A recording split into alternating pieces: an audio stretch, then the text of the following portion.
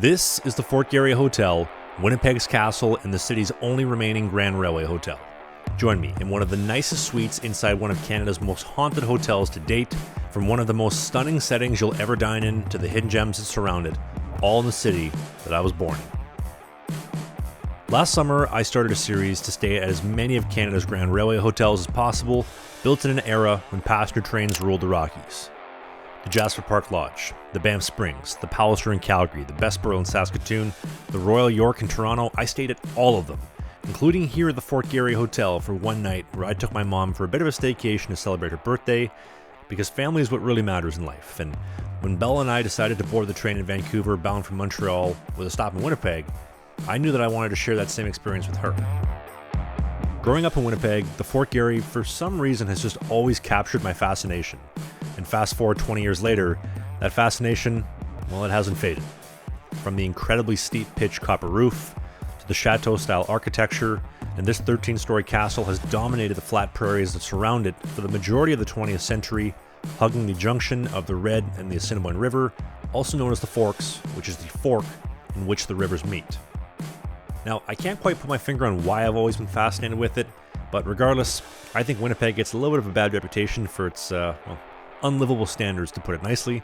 But this video is my love letter to the city that I grew up in, its history, and all that it has to offer today. And to tell that story from the start, let's rewind back to 1899. The year 1899 saw the Canadian Pacific Railway poised to construct a railway hotel in Winnipeg following the completion of their Transcontinental Railway in 1885, ushering in a new era across the prairies. The Canadian Pacific would complete a new station in 1904, and 2 years later in 1906, will begin construction on their new railway hotel adjacent to the station. And that hotel will be named the Royal Alexandra Hotel, named after the Queen at the time, and this hotel would be a 7-story Edwardian-style structure with a flat roof. The hotel was successful early on, but in a matter of decades it would be bleeding money, and although the Canadian Pacific would try to sell it in the 1960s, with no success, on December 31st of 1967, they would announce the closure of the hotel, and 4 years later, in 1971, they would demolish it. And the biggest reason was the same issue that Winnipeggers had told the Canadian Pacific from day one, is that the area sucked, and although it wasn't the greatest, when they removed passenger service completely in 1978 in favor of today's Winnipeg Union Station, the area took an absolute nosedive, and when you take a look at the surroundings today, you can kind of see why a luxury hotel was doomed from the start. But at the turn of the 20th century, Winnipeg was not only the third largest city in Canada, but the wealthiest, and believe it or not, actually had more millionaires than New York City. And it was because all rail traffic in Canada had to go through Winnipeg. And 1903 would see Canada's newly elected Liberal Prime Minister Sir Wilfrid Laurier pushing for more competition for the Canadian Pacific, and Grand Trunk Railway GM Charles Melville Hayes and his risk-taking nature made him the perfect candidate for the job. The government would fund a second transcontinental railway from Moncton, New Brunswick into Winnipeg, and then the newly formed Grand Trunk Pacific would forge the route west into the Rockies and Jasper, en route for the Pacific Coast in Prince Rupert, with this 4,800 miles of track stretching coast to coast, and they would make it into Winnipeg in 1906. They would break ground on a new station in 1909 in collaboration with the Canadian Northern Railway, which is why the station is called Union Station, as it was a union of the railways, and that would open in 1911. But Hayes had envisioned a chain of hotels along his route with a signature look that the history books would not forget. And he started in Ottawa in 1909 with the construction of the Chateau Laurier, which would open in 1912, which I'll have a separate video coming up in this series. But on August 14th, 1910, Hayes would announce plans to construct a brand new hotel in Winnipeg. The hotel would be named the Selkirk Hotel, named in honor of the Selkirk settlers who settled the land a century earlier, and Hayes had envisioned a hotel that would steal the spotlight from the Canadian Pacific and the Royal Alexandra in every way, with land stretching all the way back to the river on Assiniboine Avenue, in case an expansion was ever needed for the hotel. And this hotel would be composed of Indiana limestone, carved with decorative stonework, and a signature steep pitch copper roof. Her imposing mass and clean design towering above the prairies that surround it, the hotel's bold silhouette on the horizon must have really been a real treat back in the day to see in person. And without a question, an architectural masterpiece, and actually designed by the same builders of Grand Central Station in New York City, Maple Leaf Gardens, home of the Toronto Maple Leafs, and the Royal York in Toronto. But A year away from the grand opening, the Grand Trunk Pacific bubble would burst because in April of 1912, their visionary Charles Melville Hayes was traveling back from Europe to attend the grand opening of the Chateau Laurier in Ottawa and would travel across the Atlantic on the Titanic. And although his wife and children would survive the sinking, Hayes would perish in the North Atlantic that night at 2 a.m. on April 15th of 1912, along with 1,500 others. Hayes would never see the completion of his coast-to-coast railway or any of his railway hotels, including here in Winnipeg, but it is rumored that his ghost has lived here ever since the night the ship sunk. But 1 year later, Grand Trunk Pacific would opt to change the name of the hotel from the Selkirk to the Fort Garry, named in honor of the Fort Garry settlement that the hotel was built beside, and on December 10th of 1913, the hotel would open its doors. And despite being spread thin with other visionary, the Grand Trunk Pacific would complete their transcontinental route 5 months later when they drove home the final spike in Fort Fraser, BC, about 150 kilometers west of Prince George in April of 1914. And they'd even broken ground on the Hotel Macdonald in Edmonton, Chateau Coupel in Regina, Chateau Myatt in Jasper, Chateau Mount Robson, Chateau Prince George, and the king of them all, the Chateau Prince Rupert. But when World War I broke out the following year, it brought all rail travel to a halt, and although they would complete the Hotel Macdonald in Edmonton the following year in July of 1915, the rest would never see completion, and 1920 would see them fall into bankruptcy and be absorbed into the new government-operated Canadian National Railways. Now, following World War I, new Canadian National President Henry Thornton, this guy right here, was a little bit of a nut. He thought that radio was going to be the future, and he founded Canadian National Radio in 1923, and all CN hotels, including the Fort Garry, would have a broadcast headquarters on the top floor, and CN already had a network of telegraph wires running along their route for rail traffic control. And these radio waves would provide entertainment for all Canadian National passenger trains from Vancouver to Halifax, and they even broadcasted the first NHL game between the Leafs and Blackhawks here at the Fort Garry Hotel in 1931. Now, the decades that followed were, like I mentioned earlier, a bit of a downtime for rail travel, and the peak of that was in February of 1979, when Canadian National would announce plans to close the Fort Garry Hotel and soon demolish it once they had built a brand new hotel down the street. But due to immediate backlash from locals, within days, CN had walked back those promises and announced that the hotel would be sold privately instead for $100,000 to this guy, John Perrin. Now, John owned the hotel for a decade, but despite purchasing the hotel for $100,000, a few years later he was assessed a tax bill for $2.85 million by the city. And despite multiple appeals being denied, he did really the only thing you could at that point, which was apply for a permit to demolish the hotel in hopes that the city would reassess his taxes seriously instead of dismissing them. But it kind of backfired because the city would instead seize the hotel from him and end up selling off all the adjacent land behind the hotel to a private developer and construct a new $65 million apartment complex that you can still see here today, blocking the beautiful views of the garden and the river for the guests and kill any plans for a future expansion. And 1990 would see the hotel sold one final time to today's owners, but the city of Winnipeg would actually end up acknowledging last year in 2024 that John was incorrectly assessed. Instead of $2.85 million in taxes, the proper amount was $280,000, confirming that the hotel was wrongfully seized, and although it may not have ever fully expanded back to the river, the peaceful views of the river and the gardens below would still exist instead of the, well, let's call it for what it is, the absolute eyesore bearing it in the skyline above. And fast forward to today, that brings us to my experience here in 2025 inside Winnipeg's final and only remaining Grand Railway Hotel. So our commute begins here on the West Coast in Vancouver, where Bella and I would board the train at Pacific Central Station and begin a journey of over 2,500 kilometers east towards Winnipeg on board the legendary Canadian. And in my opinion, this is really the only way to travel if you're going to stay at one of Canada's railway hotels. So over the next 2 days, we would snake through the snowy peaks of the northern Canadian Rockies, rumbling over the prairies into Saskatoon, and arriving 8 hours late for a 4 a.m. arrival into Winnipeg Union Station.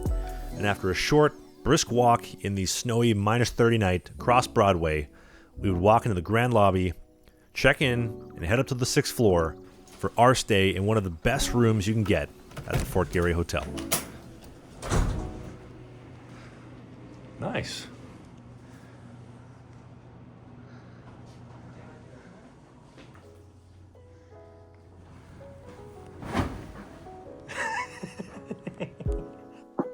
So it was a bit of a long night with the late arrival on the train, and As I mentioned earlier in the intro, last year I took my mom here for her birthday, and if you saw that video, you know that the Fort Garry's main restaurant is the Oval Room, and it's absolutely beautiful.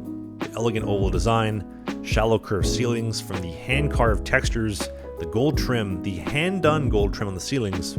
This place is a true time machine, back to when the hotel opened over 110 years ago.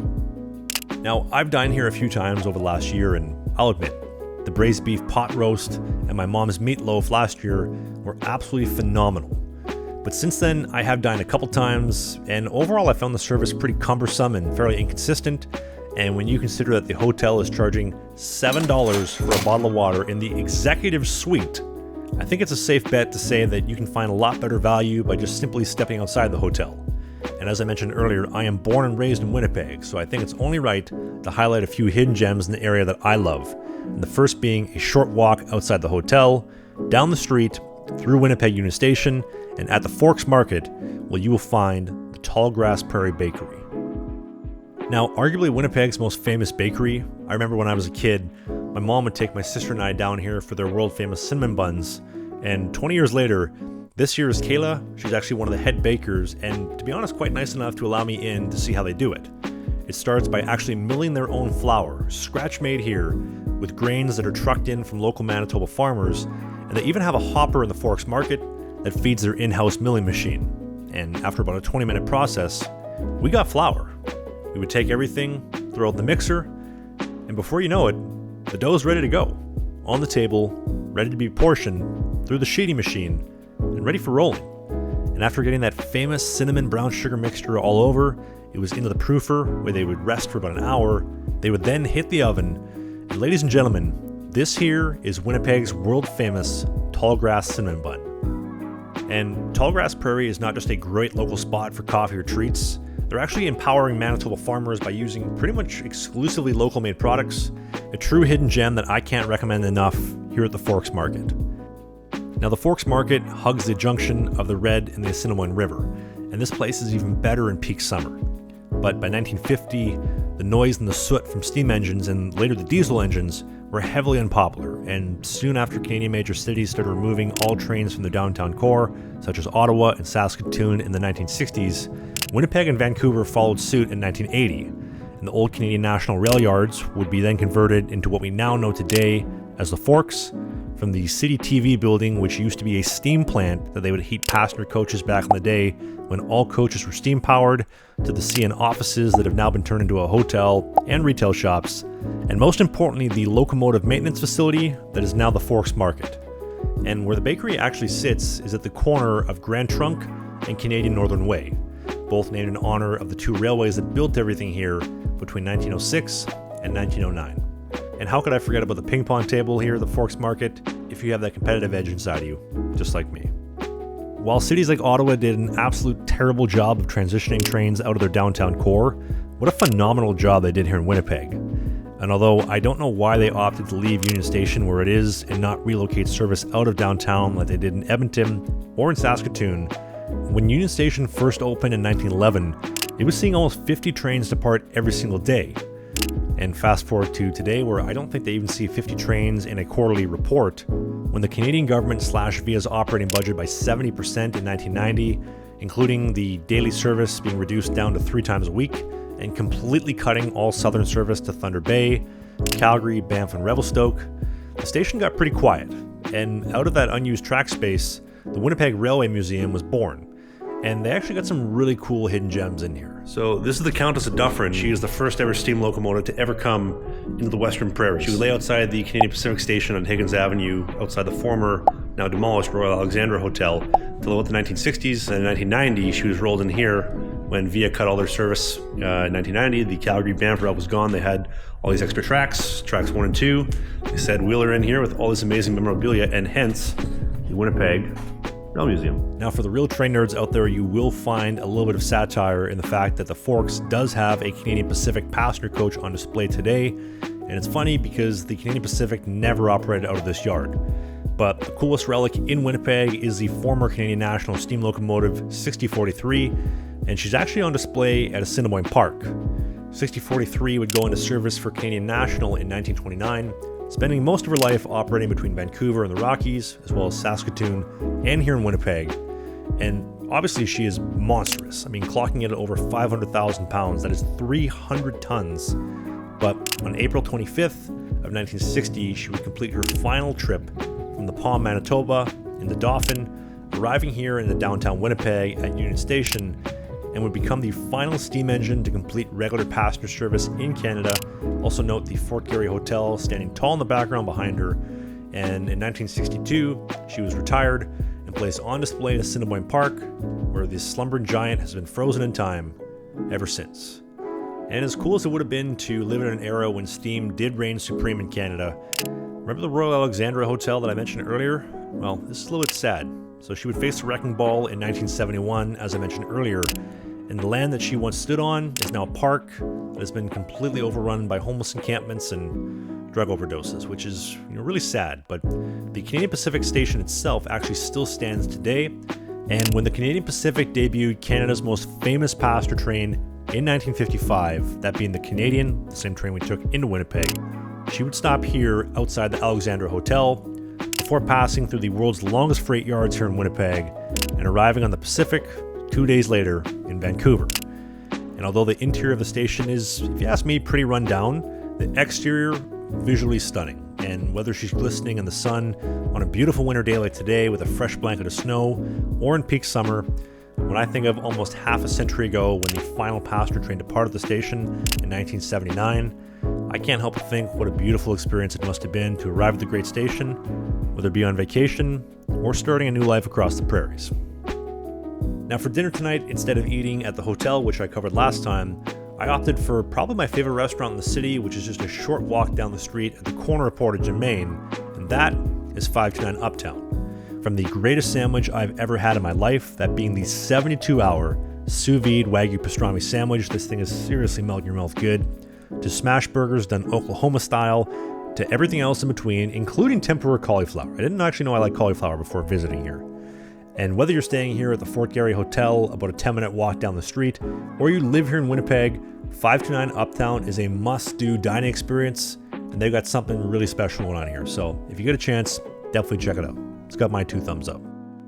Now, this is a bit of a hot take and somewhat unpopular opinion in the city of Winnipeg, but one thing that I think makes Winnipeg so special is that in winter, there are months where Winnipeg will actually be colder than the surface of Mars. And I'm not kidding.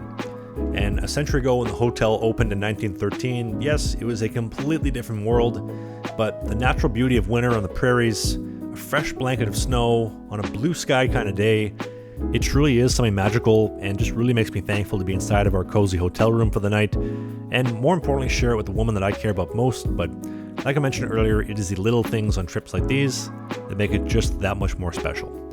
And I mentioned it in last year's video, but the Fort Garry is the most haunted hotel in Canada. Reason being, room 202, rumored to be haunted because in 1915, a bride and groom got married at the hotel, and on that wedding night, her husband went out, would end up passing away in a horse and buggy accident, and when she found out, she just couldn't deal with the heartbreak and would ultimately hang herself in the closet of room 202, where her ghost is rumored to have resided ever since.